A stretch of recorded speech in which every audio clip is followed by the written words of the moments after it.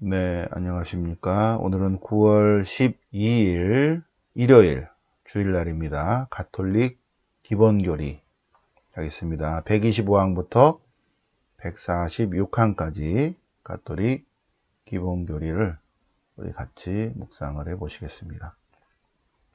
자, 125항 예수님께서 내려가신 저승. 예수 그리스도께서 저승에 가시어 사한날에 죽은 이들 가운데서 부활하시고, 그죠? 예. 그래서 저승이 뭔가? 저승은 지옥과는 다른 개념이다. 지옥은 뭐다? 예, 지옥은 이미 받고 난 다음에 간 거고, 그죠? 가만히 있어봐, 여기 마우스가. 단죄받은 지옥과는 다른 저승은 누구나가 다 가는 거예요. 의인이든 악인이든 예수님 전에 죽은 모든 이가 가는 곳 또는 처해 있는 상태를 저승이라고 한다. 그리스도의 부활인데 부활은 우리 신앙의 어느 위치에 있는가? 부활은 가장 중심에 있는 거죠. 가장 중심에. 어떤 표징들이 예수님의 부활을 입증했는가? 맨 처음에는 빈 무덤이었죠. 그죠? 예수님의 부활이 빈 무덤인데 그 다음에 부활의 입증은 예수님께서 발현하셔서 나타나셨다. 나타나셨다. 그래서 제자들이 체험을 한 것입니다. 체험. 부활은 왜 초월적인가? 부활은 128항 부활은 역사적 사건이면서 동시에 초월적 사건이다. 예. 그래서 예수님께서는 모든 사람에게 다 나타나지 않으시고 제자들에게 발현하셔서 제자들이 부활의 증인이 되게 하셨다는 것입니다. 부활하신 예수님의 육신 상태는 어떤 상태인가? 부활의 예수님의 바디는 영광스러운 상태죠. 하느님의 생명에 참여한 영광스러운 상태인데 동시에 인간의 바디를 갖고 계시죠. 그죠? 그래서 부활이 어떤 상태입니까? 그럴 때 예수님의 부활이 어떤 상태죠? 귀신이에요? 유령이에요? 이렇게 싹 없다 사라지는 거예요? 왜? 아니 방문이 다 닫혔는데도 예수님이 쓱 벽을 통해 들어오시거든요. 그러면 연기인가? 유령인가? 귀신인가? 그럴 때 루카복음사가는 그게 아니다. 초월적 존재이시기 때문에 쓱 들어오시지만 그런데 이런 바디를 갖고 있다. 그래서 예수님께서 부활하셔서 뭔가 먹을 것이 없는가? 그럴 때 예수님께서 제자들 앞에서 생선을 잡수셨다. 이게 나오죠. 루카복음사가는 예수님의 부활은 우리랑 똑같은 이런 부활이라는 거예요. 그런데 이 시공을 초월하고 계시기 때문에 이렇게 나타나시고 사라질 수도 있다. 이렇게 해요. 영광스러운 상태다. 육신은. 부활은 어떻게 거룩한 성삼위의 업적이 되는가? 성부는 하느님의 권능을 드러내고 성자는 육신을 가지면서 당신을 드러내시고 성령은 부활하신 예수 그리스도의 영이시고 요거는 조금 거시기해. 부활은 하느님의 초월적인 업적인데 성부, 성자, 성령은 성부는 예수님의 부활을 하느님의 권능으로 드러내고 성자는 인간의 육신과 영혼을 결합시킴으로써 자유롭게 여친. 이게 말이 좀 어렵죠, 그죠? 성령은 부활하신 예수 그리스도의 영이십니다. 네. 130항은 조금 어려워요. 131항 부활의 의미와 구원의 효과는 무엇인가? 예수님께서 부활하심으로써 하느님의 구원 사업을 완성하셨어요. 완성하시고 말씀과 행적으로 가르친 것을 몸으로 증명해 보이신 게 바로 십자가와 부활 사건이다. 승천은 뭔가? 승천은 부활의 완성입니다. 부활의 완성. 발현을 어떻게 하셨냐면 발현은 40일 동안 발현하셨어요. 그리고 마지막 날이 뭐냐면 승천입니다. 승천. 그리고 열흘 지나서 어떻게 했어요? 새로운 형태로 오셨죠. 예, 열흘 지나서 오순절날 성령으로 오신 거예요. 성령으로. 승천은 부활의 완성이다. 주님이신 예수님께 지금까지 어떻게 다스리시는가? 우주의 주님이시고 역사의 주님이시고 교회의 머리이시고 이런 분이 어떻게 다스리시냐면 성령의 형태로 다스리죠. 여기는 안 나왔지만 뭐 좀 설명이 좀 부족한 것 같아. 예, 주님이신 예수님께서는 새로운 형태 성령으로 우리 교회를 이끌고 계신다. 영광스러운 재림은 어떻게 실행되는가? 마지막 날, 그날에 안 보인다고? 잠깐만. 네, 이렇게 그날에 마우스 어디 갔냐? 마우스가 이렇게 들어와야지. 여기 있다. 예, 그날에 그날이 주님의 날이죠. 주님의 날 오실 것이다. 예, 주님께서 산 이와 죽은 이들을 어떻게 심판하실 것인가? 예수님이 심판하시는 것이 아니라 예수님의 말씀이 심판하시죠. 우리는 각자 자기의 업적에 따라서 심판받는 거죠. 예, 우리가 말씀 안에 머무른 사람은 구원받을 것이고 하느님 말씀, 예수님의 말씀을 거부하고 거역하고 배척한 말씀을 따르지 않은 사람은 단죄를 받을 것입니다. 성령을 믿으며라는 것은 어떤 의미인가? 성령은 부활하신 하느님의 영, 부활하신 예수 그리스도의 영이죠. 예. 그분이 우리 교회 안에 있음을 믿습니다. 성령을 믿습니다.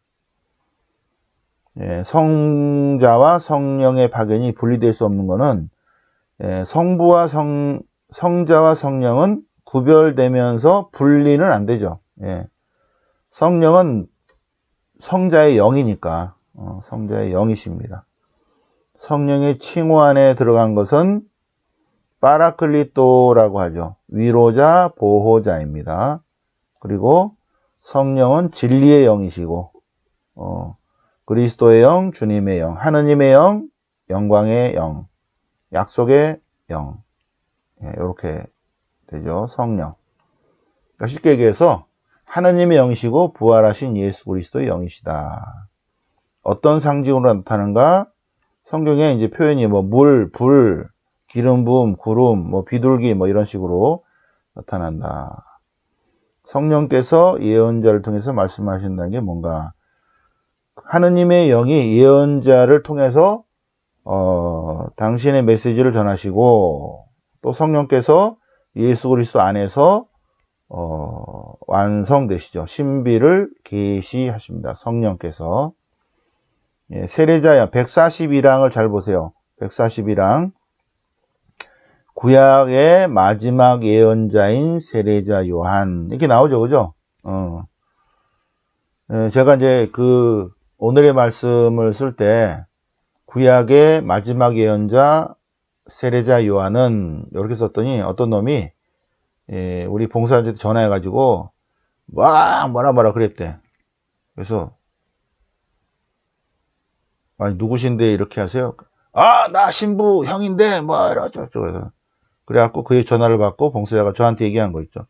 아니 어떤 신부 형이라는 남자가 전화가 와서 신부가 이렇게 쓰면 어떡하냐고 어떻게 세례자 요한이 구약의 마지막이냐 신약의 첫 예언자지. 그래서 그 자식은 동생이 신부면 형도 뭐 그건가 신학도 안 배워놓고 그죠?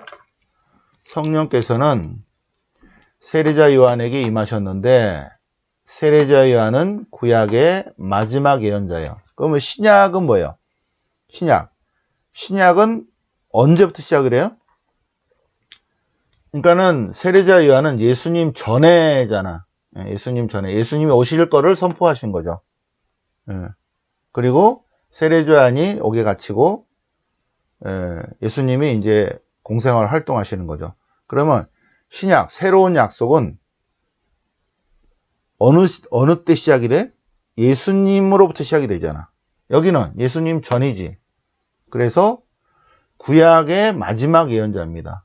구약의 마지막 예언자로서 세례자 요한이 이제 신약이 시작됩니다 하는 거죠. 신약이 시작됩니다. 그래서 신약이 오심을 선포하는 사람이 구약의 마지막 예언자다. 그 얘기입니다. 그래서 무엇을 실현하셨는가? 신약이 시작됩니다를 선포했다. 성령께서 마리아 안에서 이루신 일은 마리아 안에서 이루신 일은 성령으로 가득 차게 해서 하느님을 인간이 되게 하신 성령께서 마리아 안에서 이루신 일이죠. 그죠? 네. 이렇게 보시면 성령께서 마리아 안에서 이루신 일은 성모님께서 예수님을 출산하게 하셨다. 그러니까 동정녀가 무슨 의미라고요? 동정녀가 의학 용어가 아니라 그랬죠. 신학에서 우리 교회 안에서 동정 마리아, 평생 동정녀라는 거는 신학적인 표현이에요. 신학적인 표현. 동정 성모 마리아. 성모님이 예수님을 낳는데 어떻게 동정이냐? 그거는 자꾸 의학적인 얘기를 하는 거예요. 여기서 말하는 동정 성모 마리아의 동정은 성모님이 예수님을 낳을 때 인간의 개입이 없다라는 의미의 동정입니다. 인간적 개입이 없이 어떻게 했다? 성령께서 이루셨다는 거예요. 성령께서. 그거를 신학적 용어로 평생동정이라고 한다. 평생동정. 오케이? 신학적 용어예요. 신학 용어. 예수님께서 지상 사명을 수행할 때 그분과 성령과의 관계는 성령께서 이제 예수님은 지상의 사명을 다 완수하셨죠. 그죠? 그리고 십자가와 부활 사건으로 당신이 하느님이심을 드러내 보이셨고, 그리고 승천하셨고, 그 다음에 성령이 오셨죠. 부활 후 사도들을 위해 성령이 내리셔서 교회의 탄생을 전하셨다. 교회를 이끌고 계시죠. 이끌고 계셔요. 성령 강의 때 무슨 일을 하는가? 부활 후 40일째 승천하시고 50일째 성령이 오셨어요. 오순절에. 그죠? 그래서 오순절 성령 강림 때 성령께서 임하셔서 그래갖고 사람들이 가지고 어떻게 했다고? 예수 그리스도는 주님이십니다. 라는 고백을 성령을 받아서 그렇게 하게 됐다는 것입니다. 성령을 받아서. 사랑을 베푸시는 하나님 아버지와 사랑을 베푸시는 하나님 아버지와 은총을 내리시는 우리 주 예수 그리스도와 일치를 이루시는 성령님. 이렇게 나가죠. 성부, 성자, 성령. 우리 요 미사 경보 전에 그랬잖아요. 성부와 성자와 성령의 이름으로 아멘. 사랑을 베푸시는 하나님 아버지와 은총을 내리신 우리 주 예수 그리스도와 일치를 이루시는 성령께서 여러분과 함께해요. 그러니까 성령은 무슨 역할을 한다? 성령께서 교회 안에 사는 이는 하느님과 우리와 또 우리 믿는 이들과 일치를 이루시는 역할을 한다. 일치를. 성령께서 우리 마음속에서 어떻게 활동하시는가? 당신의 영을 우리 교회의 모든 지체들에게 전해주신다. 성령을 우리 교회 모든 지체들에게, 모든 신자들에게 성령을 주신다. 그래서 이 교회는 제도가 이끌어가는 것이 아니라 성령이 이끌어 가시는 거죠. 성령이. 그래서 성령이 살아있는 한 교회는 계속 유지된다. 제도교회는 어떤 틀이죠. 제도교회는 틀이고 그 안에 하나님의 영, 부활하신 예수 그리스도의 영이 우리를 하나님을 사랑하고 예수님을 알고 예수님을 사랑하고 예수님을 믿고 예수님을 따르게 하는 그런 마음을 막 일으키죠. 성령께서. 이 악령을 연구를 하면 성령에 대해서 감이 좀 잡히는데 제가 조금 더 공부를 해서 악령이 악령이 어떻게 우리 안에서 활동하시는가 이런 것들을 우리가 좀 묵상을 해봐야 돼요. 악령. 예. 에이, 뭐 악령이 어디 있어? 그렇지 않습니다. 예. 악령이 우리를 악한 쪽으로 이끌고 성령이 우리를 좋은 쪽으로 이끌어요. 근데 그걸 구분을 못하죠, 사람들이. 예. 그래서 그런가 긴가민가 이럴 것 같아요. 그래서 성령이라는 거가 우리가 확 체험이 안 돼서 그냥 성부, 성자, 성령 거니까 그런가 봐요 이러고 있는데, 악령에 대해서 이제 좀 알면, 악령이 인간을 얼마나 파괴시키는가를 알면, 이게 약간 이게 영적 수준이 돼야지 이게 이 그림이 보이는 거예요, 이게. 그래서 유혹에 빠지지 않죠, 그죠? 오늘 여기까지 하고 146강까지 하고, 오늘은 이제 똑바로 말이 나오네. 지난주는 내가 뭐를 하려고 그랬는데 발음이 안 되는 거야. 하도 피곤해갖고. 지난주는 버벅거려서 죄송합니다. 그래서 원래는 지난주 것까지 내가 샥 해야지 하고 마음 먹었었는데, 그냥 내년에 할게요. 내년에. 읽어보시고. 자, 그러면 다음 주에 다시 147항부터 25개 하겠습니다. 정광이 성부와 성자와 성령께 성부와 지정 성령오니 아멘. 성부와 성자와 성령의 이름으로 아멘.